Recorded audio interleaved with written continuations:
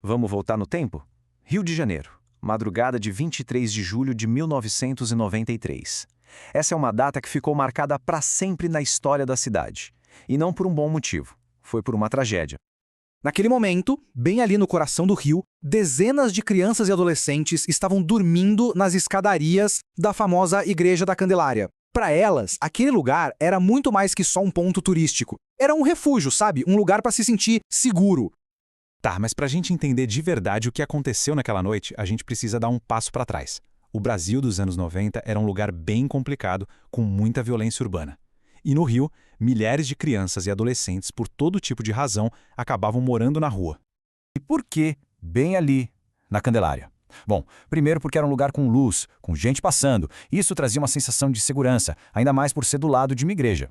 Ali, eles não estavam sozinhos. Era como uma comunidade, um lugar onde um cuidava do outro para conseguir sobreviver. Só que essa visibilidade toda também trazia muito perigo. Parte da sociedade via essas crianças como um problema a ser resolvido. E é aqui que a história fica muito mais sombria, com a entrada de um termo terrível, os grupos de extermínio. Eram basicamente milícias, muitas vezes com policiais de folga, que faziam uma limpeza na região, eliminando quem eles achavam que era indesejável. E foi um desses grupos que transformou aquela madrugada num verdadeiro filme de terror. Vamos reconstruir o que aconteceu naquela noite passo a passo. Era por volta das 4 da manhã. Carros sem placa pararam bem em frente à Candelária. De dentro, saíram homens armados. A primeira coisa que eles fizeram foi jogar uma bomba de gás para acordar todo mundo e causar pânico. E logo em seguida, sem chance de defesa, sem nenhum aviso, eles começaram a atirar. Mais de 70 tiros. Tenta imaginar. O barulho dos disparos rasgando o silêncio da madrugada no centro do Rio. Foi um ataque brutal, covarde, contra crianças e jovens que estavam simplesmente dormindo. Essa violência toda deixou um rastro de morte. Mas não dá para falar só de números. Por trás de cada número existia um nome, uma história, uma vida que foi interrompida. É muito importante a gente lembrar de cada uma delas. 8. 8 jovens foram assassinados naquela noite. 8 vidas que não tiveram a chance de crescer, de sonhar, de viver.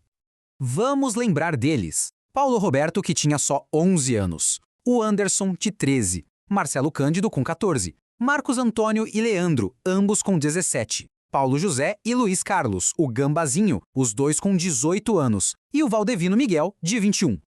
Mas no meio dessa tragédia toda, uma pessoa sobreviveu e a sua voz mudou o rumo dessa história. O nome dele é Wagner dos Santos. Ele foi atingido por 6 tiros e, de um jeito quase inacreditável, sobreviveu. E o mais importante, ele não ficou quieto. A coragem do Wagner de vir a público, de apontar os culpados, se tornou a principal arma para que esse crime não fosse simplesmente esquecido, varrido para debaixo do tapete. A história dele é coisa de herói mesmo. Ele não só sobreviveu ao massacre, como teve a coragem de identificar os policiais. Por causa disso, um ano depois, em 94, ele sofreu um novo atentado, que o deixou paraplégico. Mas nem isso conseguiu calar a voz dele. Foi o testemunho do Wagner, junto com a pressão da sociedade, que levou o caso para os tribunais. Só que o resultado final deixou uma cicatriz bem funda, um gosto amargo de injustiça. Olha só os números aqui na tela. 3 policiais militares foram condenados a penas que somadas passavam de 600 anos. Parece muito, né? Mas a realidade foi bem diferente. Apenas um deles, o Nelson Oliveira dos Santos Cunha, cumpriu a pena toda. Os outros 2 saíram da cadeia muito antes do previsto. E o ponto mais revoltante é este. As investigações mostraram que mais de 10 pessoas participaram do ataque. A grande maioria ou foi absolvida por falta de provas, ou, pior ainda, nunca nem chegou a ser acusada formalmente. Ou seja, no fim das contas, a justiça foi feita só para uma pequena parte do crime.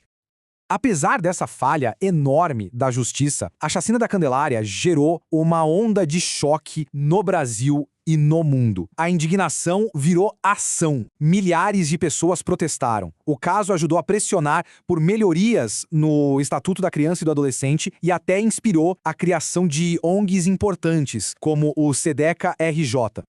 Hoje, lá na Candelária tem uma placa e todo ano acontece uma vigília para lembrar das 8 vítimas. A memória delas continua viva.